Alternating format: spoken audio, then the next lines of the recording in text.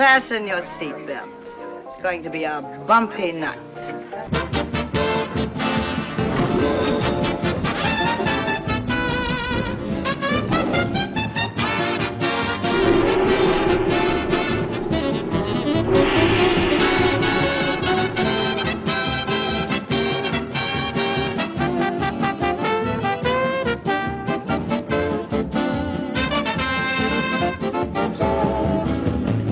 Live from Las Vegas, it's time for you to be talking movies with America's most award-winning film critic, John Barbour.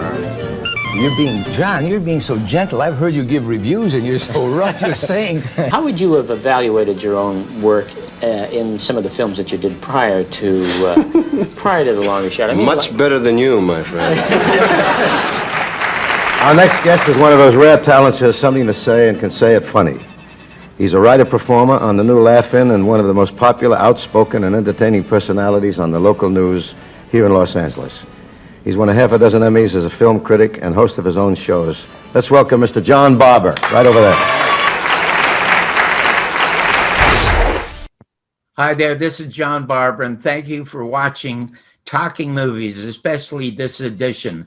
This is the second edition of Talking Movies about all the films made about the murder of John Kennedy, and we're talking with Donald Jeffries and Len Osanic, two absolute and total experts. You saw in the previous episode a wonderful clip of Lee Harvey Oswald very calmly saying that when a reporter yelled out at him, "Did you kill the president?" And he said, "No, this is the very first time I ever heard this." Well, this is to show you how smart Jim Garrison is, because in my interview with him, he said to me, he said, "You know, Johnny, just emerged from supposedly an 8-hour interrogation in Chief Curry's office. And Jim Garrison found one of the detectives that was in that office. And that detective told Garrison there was no interrogation because anytime someone asked Oswald if he either shot Tippit or the president, he was interrupted by a blue suit. So it was obvious they did not want the truth from Lee Harvey Oswald." And then when we left off last week, we saw that Walter Cronkite and Dan Rather and CBS were totally incapable of totally destroying the reputation and case of Jim Garrison for the public. So to try to further destroy them, they hired their Don Rickles of reporters, Mike Wallace, to go down to New Orleans with the assignment to totally destroy, finally, Jim Garrison. Sadly for Mike, it turned out to be the other way around. Okay, tell folks who Mike Wallace was. Well, Mike Wallace was supposed to be the epitome. He didn't die until, he lived to be pretty old. He probably died maybe 5-10 years ago. But Chris Wallace is his son. He's a reporter now. But he was considered a tenacious interviewer, and he would go for the throat and everything. And you didn't want to be interviewed by Mike Wallace, but as on this subject, like all the other journalists, he followed the party line. Well, there you go, because you see, you know that because there was a little bit of a free press when you were around then. I knew all of the free press at the time, but if you're 30 years of age right now in the United States, you've never experienced a free press in this country. So what CBS did is they sent down their killer interviewer, Mike Wallace. And I want you to take a look at this interview because Jim Garrison, he's suffered the slings and arrows of Cronkite and Rather. And now comes the real killer.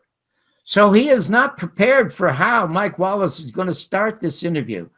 I want you to listen to how brilliantly Jim Garrison phrases his responses and buries Mike Wallace. Some journalists and others have charged that you have tried to bribe, to hypnotize, to drug witnesses in order to prove your case against Shaw. That's right. I understand that the latest news by a New York Times writer is that we offered an ounce of heroin and and 3 months vacation to one. As a matter of fact, this is part of our incentive program for convicts. We also have 6 weeks in the Bahamas, and we give them some LSD to get there. Why doesn't Jim Garrison give his information if it is valid information? Why doesn't he give it to the federal government? Well, that would be one approach, Mike, or I could take my files and take them up on the Mississippi River Bridge and throw them in the river. It'd be about the same result. We have money passed with regard to the assassination of the President of the United States. We have individuals involved in the planning, and we can make the case completely. I can't make any more comments about the case except to say anybody that thinks it's just a theory is going to be awfully surprised when it comes to trial. That is evidence of the absolute intellectual and verbal brilliance of Jim Garrison. I'm telling you, if Paddy Chayefsky or Shakespeare had time to write that or rewrite it, they couldn't have articulated it as well as Jim Garrison. Len, your thoughts on what you just saw? Well, you know, I never thought too much of Johnny Carson or, you know, Mike Wallace or Dan Rather, especially. So it was almost pointless to listen to these guys try to prop up some case against Jim Garrison. I was interested in what Jim Garrison had to say, so I listened to him whenever he spoke. Luckily, he got a rebuttal, I think, from NBC. Because of the really poor job they did. So you're talking about poor job. Actually, it was more than a poor job. Yeah. Do you remember the producer who was assigned to literally go down to New Orleans and destroy Jim Garrison's case? Sure. Walter Sheridan. Walter Sheridan, a CIA and FBI asset. He was ordered to literally destroy Jim Garrison's case. So what does he do? He goes down there, and Perry Raymond Russo is another gay who was at the party when Shaw was arrested. Perry Raymond Russo came forward because he was at the gathering, and he didn't want to be one of the guys convicted. He was just one of the gays who happened to be present there. So he came forward and told Jim Garrison about the meeting. Anyway, he also said he gets this call from Walter Sheridan. Walter Sheridan has a job for him in California at $50,000 a year to leave Jim Garrison's jurisdiction, and arranges to meet him at a motel in Louisiana. And so Jim says to him, Perry, you don't have to, but would you mind wearing a wire? So Perry wore a wire. And what happens is you have Walter Sheridan, leading producer, on the orders from the FBI, the CIA, and the president of NBC to destroy Jim Garrison's case into the murder of John Kennedy. All criminal offenses. Now, it's all recorded. So Garrison goes to court and says, hey, I want equal time, blah, blah, blah. So at that time, there was a fairness doctrine, which Bill Clinton got rid of. And there was equal time, which Bill Clinton got rid of, as well as becoming the worst president in the United States. He's the one that signed the Communications Act that put all of our media into the hands of 6 corporations, all criminally controlled corporations by Project Mockingbird. So anyway, he is given a half-hour late night on NBC to present his case about how the FBI, how the CIA murdered President Kennedy. And no criminal charges were brought against Sheridan. NBC should have lost their license. I mean, that is just how god-awful, pathetic, and horrible and corrupt this whole country is. What I think is the most important 20 or 30 seconds of Oliver Stone's movie regarding the shots fired by Lee Harvey Oswald. So you take this Carcano, world's worst shoulder weapon, and you try to hit a moving target at 88 yards through heavy foliage? No way. Yeah. FBI tried 2 sets of tests. Not one of their sharpshooters could match Oswald's performance. Not one. That is staggering. That, to me, is the most important clip because it proves immediately Oswald's innocence. Any thoughts on that, Don?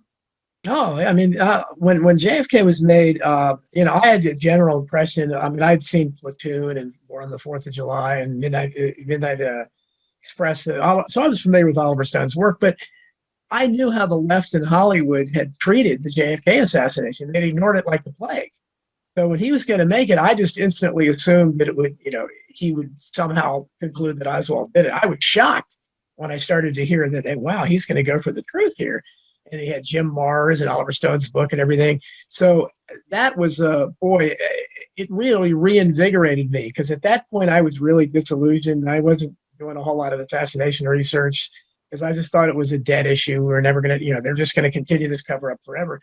It really inspired me to take, because Oliver Stone, he put this out there like nothing else. JFK inspired young people. He was on, he had Oprah talking about it. You know, He had everyone talking. Yeah. Let me tell you something about when it happened. It was 1991. He paid $50,000 for On the Trail of the Assassins to the Garrison family, to Jim Garrison, and a percentage of the profits from the film. That was 1991. In 1981, when I had done my extensive interview with Jim Garrison, I finally got the opportunity to go on a network show. It was called Speak Up America, and in 2 parts, have Jim Garrison tell his own story about solving the murder of John Kennedy. That story was re-edited so badly and so crushed that it maligned Jim Garrison so criminally. I begged Jim Garrison to sue George Slaughter, who did the re-editing. George Slaughter re-edited to have the public believe Jim Garrison. He cut in when Marjorie Gortner asked Garrison how many shooters there were in Dallas. George Slaughter cut in the word 32. So that meant he was totally maligning Garrison. And we had it, and George Slaughter called me laughing about what he had done to Jim Garrison. Now, I'm the guy who is saving and created Real People, the #1 show on American television.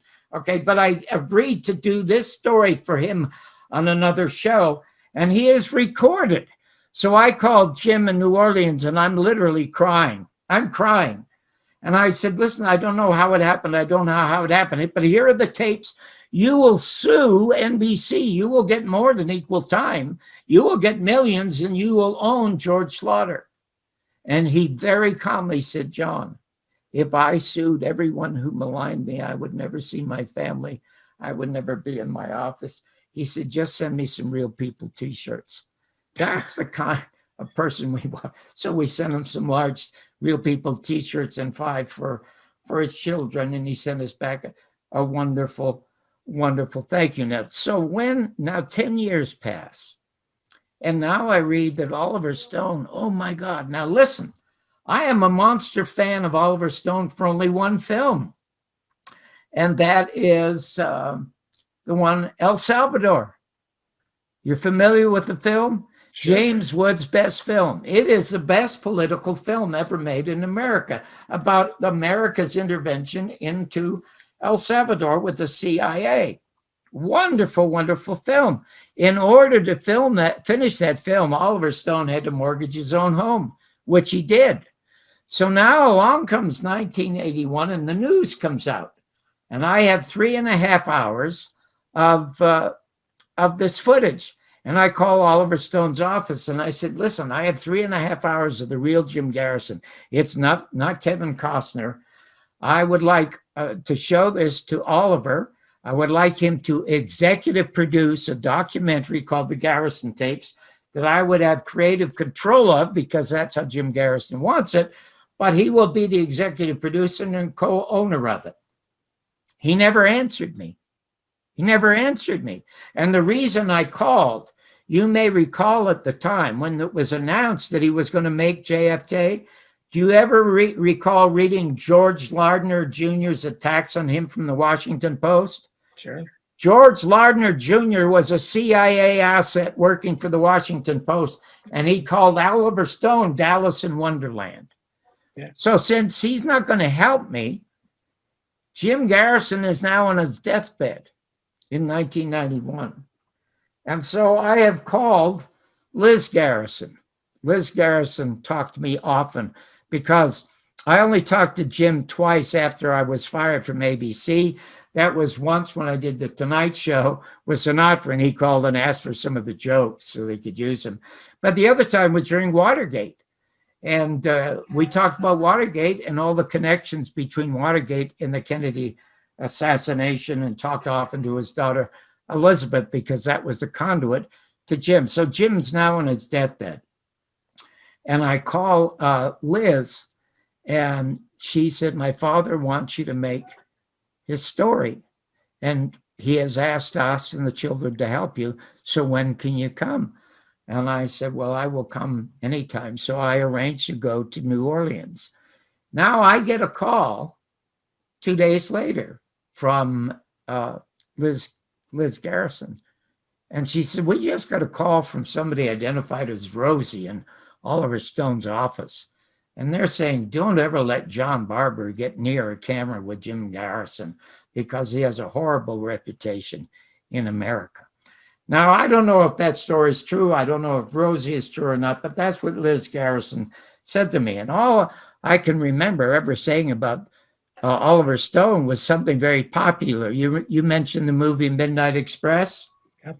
Yeah, and he was really stoned when he was on Midnight Express. And I said, in spite of that, Oliver Stone's script for Midnight Express deserves an Oscar. And guess what? He got an Oscar, and deservedly, for Midnight Express. So anyway, we got to go ahead and make Jim Garrison's documentary, and it was called The Garrison Tapes. Now, I'm going to tell you something about, I am an enormous monster fan of the artistry and the talent of an Oliver Stone when it comes to making a movie. JFK, Salvador, and some of the stuff he did on Showtime is brilliant. There are 4 things that I admire in human beings. They are intelligence, they are talent, they are wit, and they are character. Oliver Stone is enormously talented. He is a colossal intellect. Whether he has any wit or not, I don't know. But as far as character is concerned, he is not anybody I would like to know. And yet, when we conclude this, I will point out how he could be the only one I think could save America. And I'll tell you why I would never want to know Oliver Stone. Oliver Stone kept badgering Liz Garrison. He said, after the film is released 3 or 4 years later, and after Barbour's thing is done, I want to still do a documentary about your father. And Liz Garrison said, well, he's dying. And he said, can we bring a camera to his house and record his dying thoughts on the CIA still being involved in the murder? And she said no. And she said no, Donald, over a dozen times. And she said he called every single day begging, please let us do this. And she relented. So Oliver went, and it is on YouTube now. It was not to be shown until after Jim Garrison's death. It was on YouTube the very next week. Now, I don't know whether Oliver did it, or I don't know if one of his associates did it, but it brought tears and rage to my eyes to see this magnificent man, Jim Garrison, who single-handedly went up against the United States government and proved that they had murdered John Kennedy, deteriorating in front of my eyes. So I wrote something scathing, attacking Oliver Stone. Then I get a call a few weeks after that, and it's Liz Taylor laughing. She said, guess what? I said, what? She said, we've had to hire a lawyer to sue Oliver Stone for our share of the profits in JFK. So that became a man that I never wanted to know. So that aside, let me say this. Oliver Stone's film The greatest movie, most important movie ever made in America. I would not have my 2 definitive documentaries had it not been for Oliver Stone. But guess what? You have not seen everything that Stone was saying in his movie is supported in spades in both documentaries. You never hear one word from Oliver Stone. You never, and you know, on the 50th anniversary, I paid thousands of dollars to Dick Russell and to Joan Mellon to come to speak at the UNLV and show the Garrison tapes and talk. And they were absolutely and totally brilliant. They should have taken the act to off-Broadway. And yet not Dick Russell, not Joan Mellon, not one word about the American media and the second assassination of President John F. Kennedy. And what does Oliver Stone do? He plugs James Douglas's book, The Unspeakable, and makes James Douglas a millionaire. $25 for the book. You know how long it reads to take a reader book? It's even a good book. It's 2 weeks, 2 hours to look at a great movie. And never a word about that. And I wondered, why on earth would he not plug the thing that supports what he's saying? And my wife said to me, well, don't you forget, honey, about 8 years or so ago, you vilified him because he released the tapes of Garrison dying. Well, I don't know that that's true. But in any event, that's how I feel about that. So what I'm going to show you now is by far the greatest clip of facts ever assembled that absolutely and totally prove that the United States government murdered John Kennedy and were supported and protected by the entire media. Don't do this. All I did was love Nicole. All I did was love her. On June 12, 1994, super athlete and superstar O.J. Simpson was arrested for the murder of his wife Nicole and Ronald Goldman. Wikipedia said it's the most covered crime in American history. It ran on television for 139 days, on the front page of the LA Times for 300 days, covered by 2,237 news outlets. The amount of money spent on covering it by the media, $50 billion. The cost to the California taxpayers, approximately $10 million.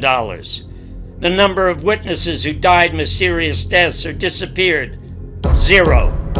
The number of reporters made media stars by covering O.J., nearly a dozen, including Greta Van Susteren and Nancy Grace, who were given their own crime shows. On December 26, 1996, 6-year-old John Benet Ramsey, a little beauty queen, was found murdered in her Boulder, Colorado home. The subsequent investigation and speculation about the crime resulted in what Fox News called a media feeding frenzy. ABC, NBC, and CBS did featured stories on it 84 times. Barbara Walters fought and campaigned to get exclusive interviews with the father. Nancy Grace and other media stars every night vigorously pursued the killer or killers. It has become and continues to be America's most investigated unsolved murder. The cost to Colorado taxpayers, $1.5 million. Media expenses to cover it, $1.5 billion. The number of witnesses who died mysterious deaths or disappeared, 0. On December 19, 1998, President Bill Clinton was impeached by the Senate on 2 counts. One was for perjury for lying under oath when he said, I did not have sexual relations with that woman. Everyone in America knows, even journalists, that fellatio is sex. For the media, this impeachment was more of a goldmine than O.J. or John Benet. This was the President of the United States getting a blowjob. Monica Lewinsky's semen-stained dress was waved about more in the media than Betsy Ross's flag. Barbara Walters and Nancy Grace and Greta Van Susteren and dozens of other bottom-feeding, celebrity-sucking truth-seekers every night were having on-air reporting orgasms. The hearings lasted for 40 days until Clinton was cleared and free to take a shower. The cost to the American taxpayers? $7 million. Money spent by the media covering it? Approximately $69 million. The number of mysterious deaths or missing witnesses, 0. Unusual for the Clintons. On November 22, 1963, at almost high noon in Dallas, in a last-minute rewrite unguarded limousine going barely 11 miles an hour, President John F. Kennedy had the back of his head blown away. It was the most horrific murder of a president in our history and our country's most dramatic change in foreign policy. The number of days investigated in public by the media or government, 0. The amount of money spent by the media to investigate it, $8,000. Ramparts Magazine, Playboy Magazine, and the Los Angeles Free Press. The amount of money spent by the mainstream media and government to have it not investigated, $18 billion. The number of witnesses dying mysterious deaths or disappearing, according to the House Select Committee on Assassinations, 78. The number of American soldiers killed in the fake wars following JFK's murder, 68,750. The number of innocent Iraqis and Vietnamese and others killed, 3.5 million. The cost to the American taxpayers for these fake wars, $4,738 billion. The number of American journalists made stars by investigating and covering this murder, 0. The number of journalists and reporters made stars by not covering this murder and denigrating those who did, scores and scores, beginning with an ordinary Dallas street reporter, Dan Rather. In the next instant, with this time Mrs. Kennedy apparently looking on, a second shot, the third total shot, hit the president's head. His head could be seen to move violently forward. The Zapruder film, if anybody looks at it carefully, shows that the president was hit from the front, and the force throws him out. If he didn't have a seat behind him, he would have gone out the back about 30 feet. On November 22, 1963, not only did John Kennedy die, as we have seen and continue to experience, so did our hopes for world peace. The worst loss, though, the loss that could have corrected our foreign policy carnage, something that John Kennedy and millions of others like him fought for in World War II, November 22, 1963, is also the day America's free press died. You guys were talking earlier, especially you, Len, about the fact that you were learning this information and that you were moving on to other things. But the truth is, when you have this kind of information, you have to have this kind of knowledge. The thing that must follow after that is somehow action. I have two quick stories that I want to tell about Jim Garrison, because, you know, as sad as the loss of John Kennedy is, I miss Jim Garrison more, and I miss him every day. I have a hard time even just looking at a still picture of him because I remember him so well, spending so much time with him. Do you know that he got to see the Garrison tapes a week before it was entered into the San Sebastian Film Festival in '92, and the day it won was the day he died. I was aboard American Airlines, and the pilot came looking for me and said that they had gotten a call from my wife and said that they wanted to report to me that Jim Garrison had died. But I'm going to tell you, I called his daughter. I called his daughter Elizabeth, and I was choking back about the fact, oh my God, her father died. And she said, John, I've got to tell you something about the last things my father did. And I said, what was that? And she said, well, you know, they had a very, very stormy marriage. And of course, it's impossible to hold a marriage together when every day you're trailed by the FBI and you're trailed by the CIA, and they try to entrap you with sexual crimes and all kinds. She said it happened everywhere, Las Vegas to Los Angeles. It was just a horrible life. She couldn't take it anymore, and she divorced him. And she said, you know, when a woman divorces when she's had a very tough time, she is easy prey for the next guy. And my father was able to give her an enormous amount of money. His books were very successful, so she got to be quite rich. And she married a guy who spent it in a couple of years, went through all her money. So she was literally broke. And she said, my father was dying. And one day he called me in and he says, Liz, I want you to get the other 4 kids. I want you to get my friend, the minister, get a marriage license and get your mother to come over here. And I said, Dad, what are you doing? He said, I'm going to remarry your mother. So she said, that'll never happen. And he just said, get her over here. So they brought the wife over and he's lying on his deathbed. The minister's there. They had the marriage license. And they all both had a sense of humor, even though he was dying. She says, how are we going to consummate this wedding?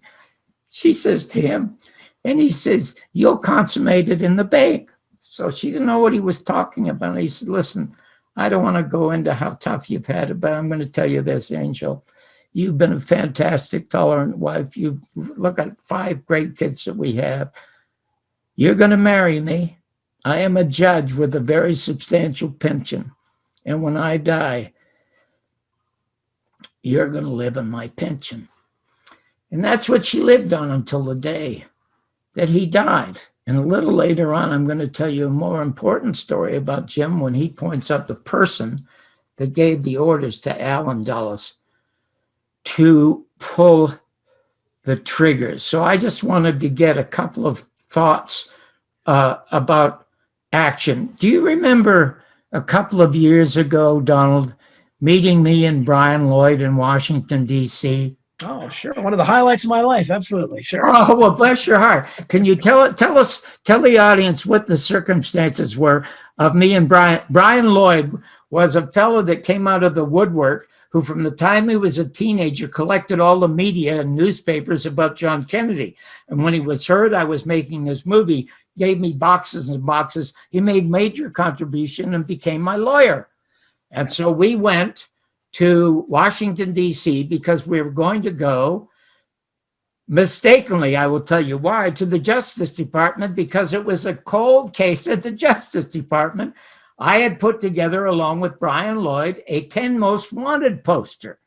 And leading off the poster was Dan Rather.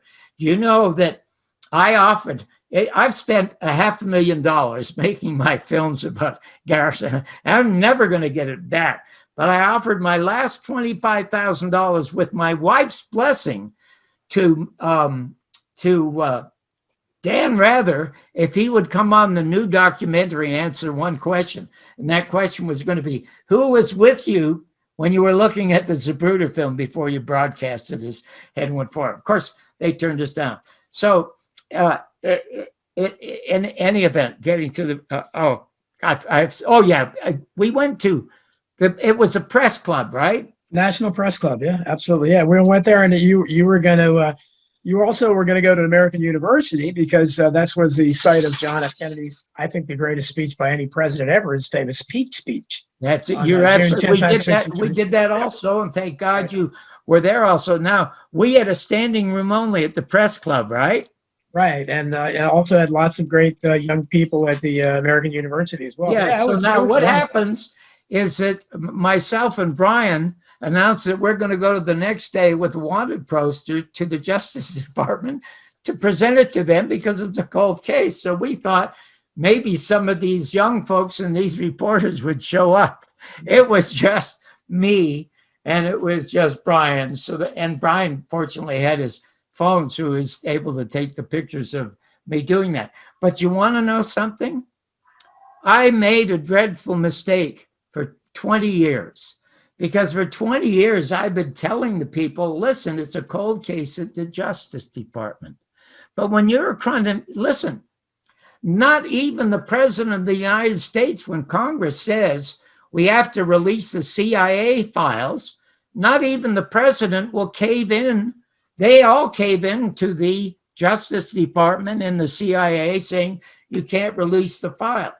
Last year, I was fortunate enough to be a speaker at CAPA, invited by Dr. Sirouette. I love that man dearly because, as Len Osanic has pointed out constantly, he is the one constant in the history of the War Report that called the magic bullet theory absolute and total bullshit. And he still does. And he's going to be 90 years of age this year. And we were live on the air, and I asked him if he would march with people to celebrate his 90th birthday, November 22nd, 2022, and hear 15 to 20,000 people singing happy birthday to him. And he said, unfortunately, he had to decline. But I can understand not confronting the Justice Department because people get shot, people get murdered. And that's where I have made my dreadful, dreadful mistake in spending time saying, go to the Justice Department. We can do it safely without that. And you know how we do that, Donald? And you know how we do that, Len? We do it by getting a free press.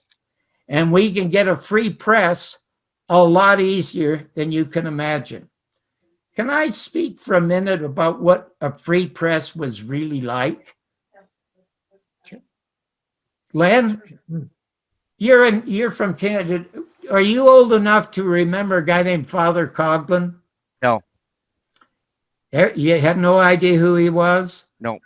Okay, Donald, do you know who? I think you might know. You're a little older than Len. Yeah, well, I wasn't around when he was there, but yeah, I know. I've written about him, and I'm very much aware of these. He was the famous radio priest. Sure. Can you tell us what kind of broadcast he did, or do you want me to do it? Listen, it was 1939. Yeah, I'm 6 years of age. Now, what am I listening to? I'm listening to Bob Hope, and I'm listening to Jack Benny, and I'm listening to the Hermit's Cave, and I'm listening to The Shadow, and I'm listening to Father Coughlin. Well, who is Father Coughlin? He was the first Alex Jones. He had the most popular radio show in the United States in 1939. And what did he do? He harangued against all those Jews and all those blacks. Yeah. That's how he spent the entire half hour. And I was spellbound listening because it was almost entertaining. Now, it ends in 1940-41 because America goes to war and he's gone and he's totally forgotten. But as somebody who listened to him for a year and loved listening to him, I never grew up hating one Jew or one black. But I grew up recognizing and hating every Father Coughlin I ever ran across. And every president of the United States, except President John Kennedy and Jimmy Carter, have all been Father Coughlins. And I'm telling you, a lot of them should be arrested. Now, I said the justice has disappeared. Quick story about John Kennedy. It's 1962, and America's on the verge of another recession, and all of the steel companies in Pittsburgh announce they're going to raise the prices. And John Kennedy sends them a note and asks them, please don't do that. And then the spokesperson, the head CEO, goes on television and says, we are raising the prices. He says it publicly. He gets a phone call when he gets back to the office and it's John Kennedy on the phone, and he says, you do that, and we are going to nationalize every steel company in America. So they never raise the prices. Now, what happens when you nationalize? That's socialism, isn't it? Do you know the most influential, to me, the most influential politicians in this country over the last 100 years, with the exception of maybe John Kennedy, have all been socialists. Eugene Debs, who was opposed to the war, led the Socialist Party for years. Norman Thomas, 4 times was a presidential candidate for the Socialist Party. And then Henry Wallace, who became vice president of the United States, he was a leading progressive. Now, what happens is America collapses, and gets what they do. They take everything that's been on the socialist platform for 30 years, which was 8-hour workdays. It was Social Security. They were introducing Medicare that didn't happen for a while. And it was child labor laws. And Henry Wallace, the progressive socialist, forced FDR to pass those into law to save capitalism. Now, I play golf with 20 guys who are mega millionaires, half of them are over 60, and they're always calling Biden a lefty or a socialist, and they're all living off of Social Security, was instituted in this country by socialists. Now, I know your favorite politician was not one of these guys. It was Huey Long. Tell us why. Well, I mean, Huey Long's the only politician in American history that literally promised people something and gave them something. All the other politicians asked sacrifice. American Piper, he said, no, you deserve this. And he did it. He actually, if you look at what he did as governor of Louisiana, he gave them tangible things where they saved their cost of living was at the time was like a couple $100 a month, which is huge and significant, not to mention the infrastructure upgrades and everything. And he was, there's nobody close. I mean, I love JFK, I love the Kennedys, but Huey Long is my number one man. He was assassinated. Do you think it was a political assassination or a personal killing? Oh, absolutely. I mean, he accused the Roosevelt administration and the government of plotting to kill him. It's still on. You can still read it in the Senate record. He was the minutes of the Senate. He was. I mean, no other senator's ever done that. They're plotting to kill me, and that was about a month before he died. Absolutely, Roosevelt was calling him the one of the two most dangerous men in America, along with Douglas MacArthur, I think. And they feared him greatly. And this guy had the Share Our Wealth Society. I think they had 12 million members already. That's right. Sweeping the rest of the country. The same thing happened to Hale Boggs. Hale Boggs was a congressman who was the only dissenting member of the Warren Commission, and he accidentally met Jim Garrison, and he just says, I'm a shooter, and there's no way with that old man of the car counter you could even hit a dead rabbit. And so Jim Garrison went out and got 3 sets of the Warren Report. Now, when they were about to publish the Warren Report, you remember what Alan Dulles said? Because nobody will read it. That's right. He said nobody will read it. And Jim Garrison said, well, some of us do. And he got 3 sets of them. He had one of them in his office, one in his car, and one at home. And he absolutely memorized it and became really close friends with Hale Boggs. Hale Boggs went before the Senate and Congress and demanded that a new investigation be conducted into the murder of John Kennedy and I think even Martin Luther King, for crying out loud. And he said, we have to dismantle. That was his word, the FBI and the power of J. Edgar Hoover. And guess what happens to Hale Boggs? He gets driven to the airport by a young Bill Clinton, put on a biplane that disappears over Alaska, and that's the last you ever hear of Hale Boggs or that airplane. And the other thing about Jim Garrison that was just so astonishing, other than his sense of humor, is when he asked me to shut down the camera, he said, listen, and he talked about executive action. He talked about Will Geer, and he says, I'm going to tell you who Will Geer is. He says, there is no question that the architect, the one who designed the killing of John Kennedy, is, of course, Alan Dulles.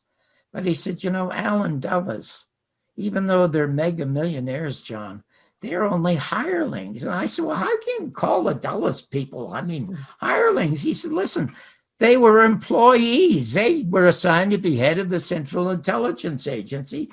And that's the hit squad for all the corporations in the United States, okay? And he heads up that particular hit squad.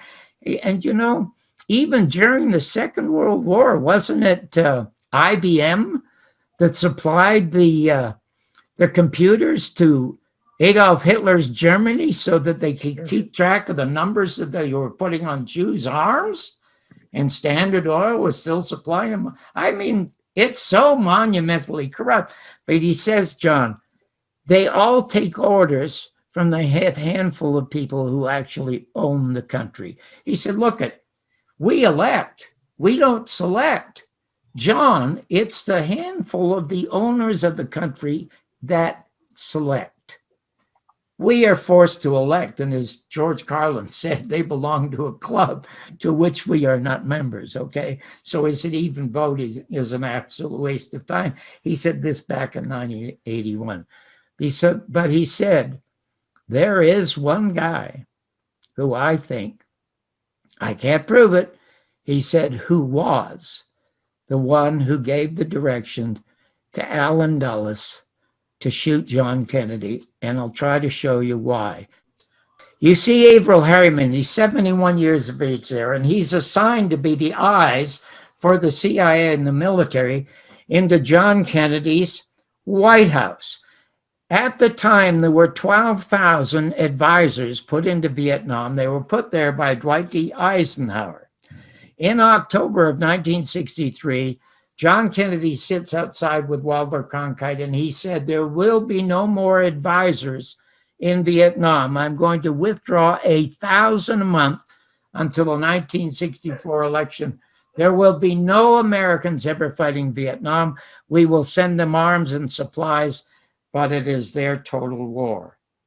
And he said the strongest supporter of Eisenhower and all his advisors was the guy known as the Crocodile, and that is billionaire Averell Harriman.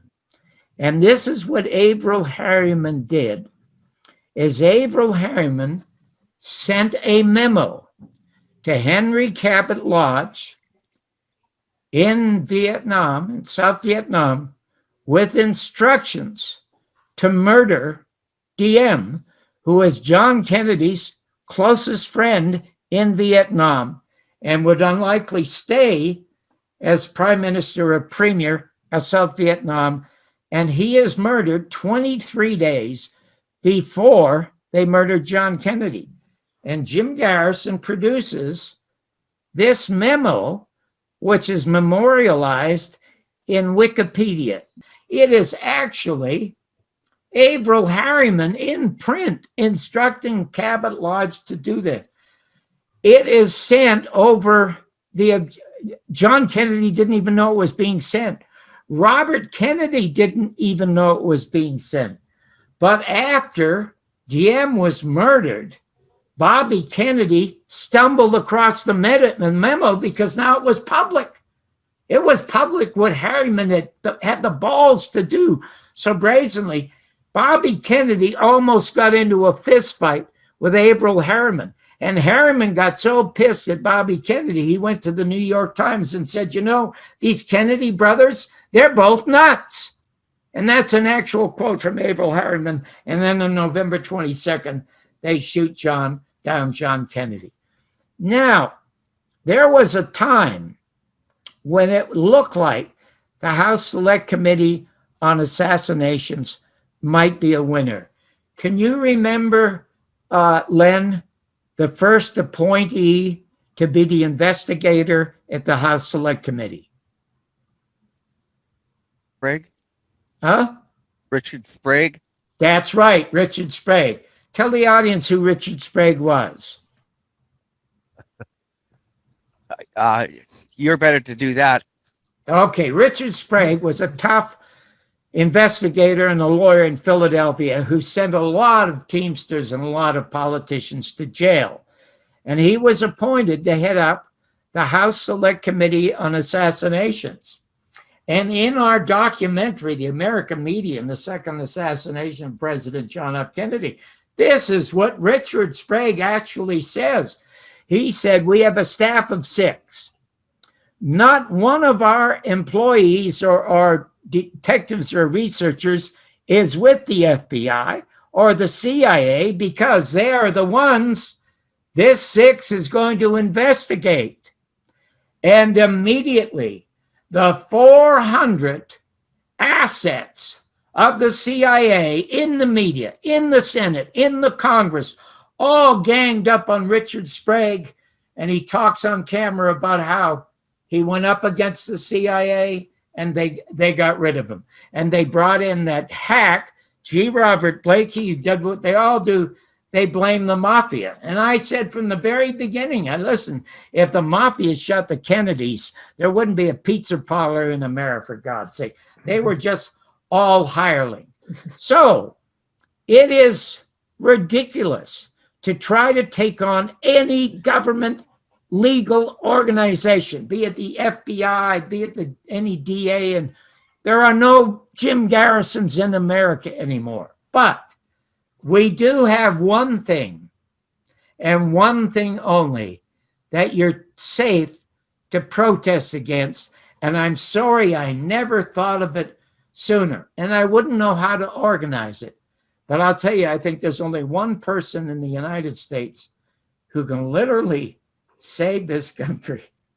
It's going to sound bizarre coming from me, but that is Oliver Stone. And I'm going to tell you why. You can stand in front of the White House and demand that Donald Trump or Joe Biden sign an executive order reversing the Communications Act. Each one of these 6 companies is a criminal monopoly. A lot of you won't remember this because you're not old enough. Oh my God, but I remember it all. It was back in the 60s and 70s when the government was trying to dismantle AT&T, American Telephone and Telegraph, the largest telephone company in the world. And they were spending millions saying, you're not going to dismantle us because you will destroy communications in the modern world. And the government said, hey, you are a monopoly and you will disband. And they disbanded. And guess what? We now have 12 really excellent communications telephone countries in the world. I mentioned earlier that Clear Channel has 1,300 radio stations in this country. That is not a free press, that's a monopoly. When John Kennedy was alive in 1963, you could only own 5 radio stations or 5 television stations or 5 newspapers in only 5 cities in America. That all disappeared because of the worst president in American history, Bill Clinton. Now, you heard for months and months and years Donald Trump regaling against the fake news. And he could have easily gotten rid of the fake news by picking up his pen, signing an executive order, and he never did. And you know why he never did? It is so patently obvious. Because he knows that we know that the American press is absolutely a bunch of bullshit. And he knows that if we hate the press, and he is going to be a presidential candidate who also hates the press, who are we going to go vote for? We're going to vote for the guy that says he hates the press the most, and it becomes Donald Trump. So what Trump was, in essence, he was using the fake press the same way the Nazis used the Jews in the 30s, and the same way we used the commies in the 50s. It's all a power ploy to become the leader and the president of the United States. We are in god-awful, just dreadful shape. So in any event, it was Averell Harriman, according to Jim, and that memo, we'll show you, posted the memo, who went to Allen Dulles and said, you can go ahead and now murder the son of a bitch. And they did. One brief story. George Elkins was a cameraman on my show for the first Garrison tapes. George Elkins, like myself, had no father for 20 years, but his father never left. They just never saw him. For 20 years, his father was second in head of intelligence in Vietnam. He happened to accidentally see the movie, the Garrison tapes, at a sold-out audience in Santa Monica, and he called his son after years and congratulated his son on the film. And he said, son, do you think John will talk to me? Would he meet me at Patty's restaurant in Toluca Lake? I have a couple of stories to tell him about the assassination. So George rushes to my house and said, will you meet my dad? I said, yeah, I'll meet. Are you kidding? So I go to meet him. Tall, good-looking guy. You could tell he's military, close-cropped hair. And the first thing he did is he apologized to me for bringing me there. He said, John, I've just retired. I did call my son and I asked him to come here. I didn't quite confess it, but I was second in charge of intelligence in Vietnam for almost 20 years, and that's why I never saw my family, because I was fighting for my country. He said, but I can tell you just one thing about the assassination of John Kennedy, then I'm going to leave you and I'm going to be gone. And he said, during the Bay of Pigs, he said, every single agency that was a criminal agency or a spy agency in the United States was in Miami. And they were in a massive war room. It's like Dr. Strangelove, okay, this big war room. And what they had on the wall was a map of the city of Havana. And every one of us was going around pointing at the map, telling everybody where we were going to have our office. And this is while the Bay of Pigs is going on. And there were probably 40 or 50 of us there, you know, some in suits and some in uniform. And all of a sudden we start getting the news that things are not going so well at the Bay of Pigs. And we hear that the CIA is now calling upon the President of the United States to send in air support. So we figured, oh, thank God we're going to have air support. We're going to get our offices. And guess what? It come back that John Kennedy denies air support to our troops at the Bay of Pigs. He said there wasn't one man in that office that didn't train that fucking son of a bitch. And Jim Garrison, in conversations with me, when I said, Mr. Garrison, when on earth did they start planning this nonsense? He said it was the day he failed air support at the Bay of Pigs. They began that instant to plan his murder. Now, I have had people, oh, God, forever saying, John, look into 911, look into Bobby Kennedy, look into Martin Luther King, look into all kinds of other things. The answer is no, no, no, no, no. You know why? Everything hinges upon the murder of John Kennedy.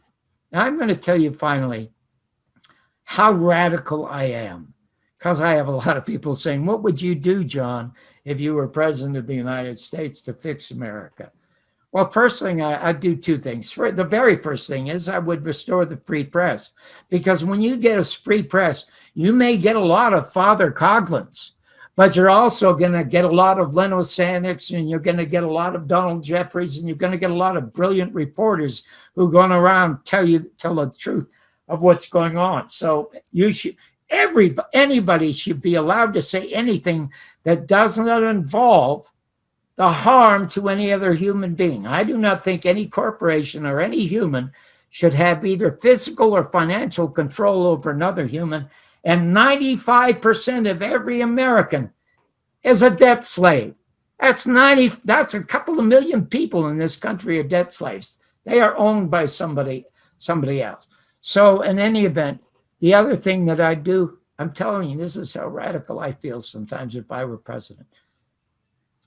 The Bush family, George Bush, openly and admittedly lied us into Iraq.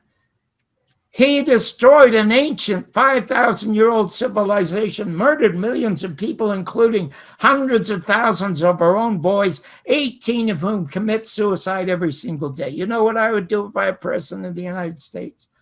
I would confiscate 99% of the Bush wealth and let him live on Walmart wages like some of the rest of us.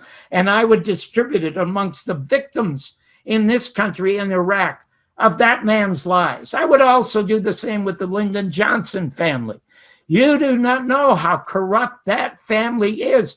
They lied us into Vietnam. You take over 99% of their funds and you distribute it amongst the poor. You cancel all student loans. You do a lot of good things with it. That is what I do. And the other thing that I would do, there is no statute of limitations on murder. I have always felt that Bill Clinton is responsible for the murder of 87 women and children at a Christian compound in Waco, Texas. Do you know how easy it is to surround these people with tanks and just starve them out instead of burn them out?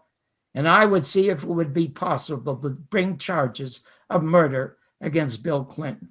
That's how devoid of justice we are in America. Justice and a free press in this country have gone the way of Bruce Jenner's testicles, and they are never coming back. And Uncle Sam needs an enema. And that enema can only happen with people understanding the truth about the country in which they live in. Now for this little bit of hope. I think the one person that could save and change America is Oliver Stone. If I were a close friend of Oliver's and had any influence, I would say, Oliver, you are one of the brightest, most talented men in this country. You are the one that brought to attention the murder of John Kennedy. You have been fighting from the outside, and it has done you no good. As a matter of fact, your new documentary is meaningless. Not only don't you mention Garrison, you don't mention a way to fight it, but this is how you could fight it. Give up trying to fight it from the outside and fight it from the inside. Being as bright as you are and as smart as you are, you announce that you're going to run for Congress or Senate in the state of California. And you only have two things on your platform. And that platform is you're going to sign an executive order restoring a free press to the United States of America. That's your first order of business. And your second order of business, you will see from the inside, you will introduce legislation forcing the government and the Senate and the Congress to release all the CIA files. Now, I'm telling you, I don't know if even Oliver would consider this. I mean, he's probably in enough trouble already, and maybe a lot of other people are shooting at him.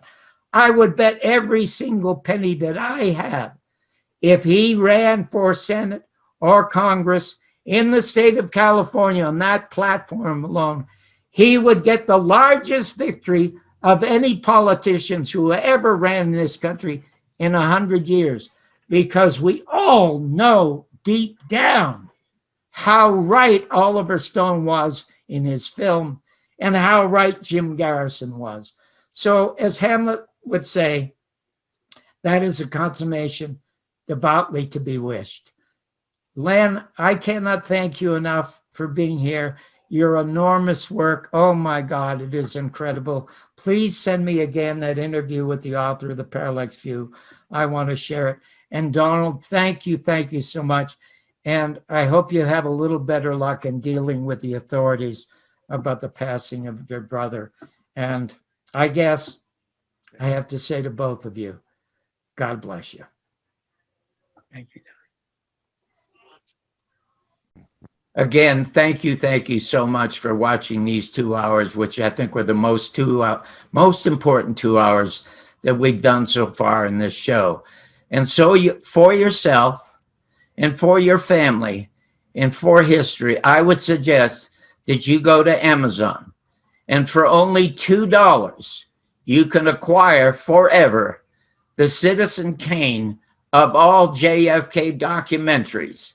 It is called The American Media and the Second Assassination of President John F. Kennedy. We will see you again in 2 weeks with another Talking Movies. Until then, the very best of luck to you.